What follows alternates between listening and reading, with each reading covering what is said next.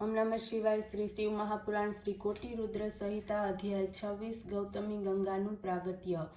सूतजी बोलिया के हे मुनिओ, गौतम तथा अहल्या बंने पति पत्नीए मळीने शिवाराधन कर्યું ત્યારે ભગવાન શંકર પોતાના ગણોથી યુક્ત થઈને ત્યાં પ્રગટ થયા અને વરદાન માગવા માટે કહ્યું। ત્યારે ગૌતમે એ અદ્ભુત રૂપધારી સદાશિવનું દર્શન કર્યું અને તેમને વારંવાર પ્રણામ તથા સ્તુતિ કરીને કહ્યું કે હે સ્વામી, આ ગૌ હત્યાના પાપથી મને છોડાવો।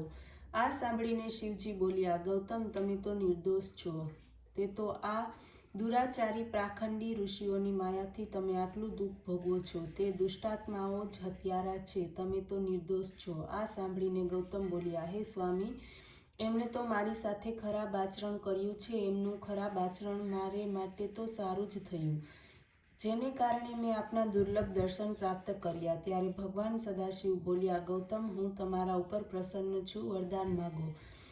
ત્યારે ગૌતમ પોતાની પ્રતિજ્ઞાનો વિચાર કરીને ગંગાજીના પ્રાગટ્યના વરદાનને મનમાં રાખીને બોલ્યા, હે સ્વામી, પતિ તપાવની ગંગાજીને કૃપા કરી અહીં પ્રગટ કરો, જેના દ્વારા અન્ય સર્વ પ્રાણીઓનું કલ્યાણ થાય।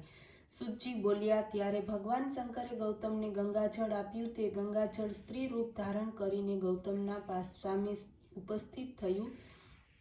સાક્ષાત મૂર્તિમંત ગંગાજીના દર્શન કરીને ગૌતમે પ્રણામ કર્યા, સ્તુતિ કરી, પછી બોલ્યા, માતેશ્વરી, પતિ તપાવની ગંગા, આપ પાપોને દૂર કરીને સર્વને મુક્તિ આપનારા છો। હું આપને શરણે છું, મને પવિત્ર કરીને નરકથી મારું રક્ષણ કરો।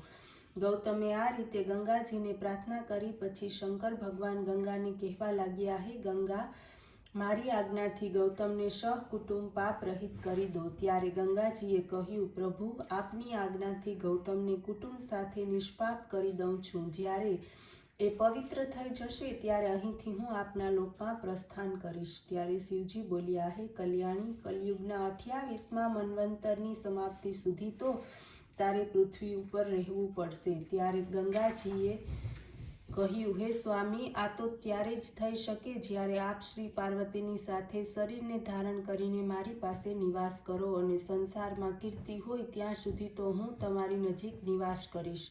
આ રીતે ત્યાં પરમેશ્વરી શિવજી ત્રયંબકેશ્વર નામથી તથા ગંગાજી ગૌતમી ગંગાના નામથી ત્યાં બિરાજ્યા। ગૌતમી ગંગા જી પર તો પુષ્કર, રાજ સરોવર તેમજ ગંગા તીર્થ, વિષ્ણુ વગેરે દેવતા સર્વનો નિવાસ કરે છે।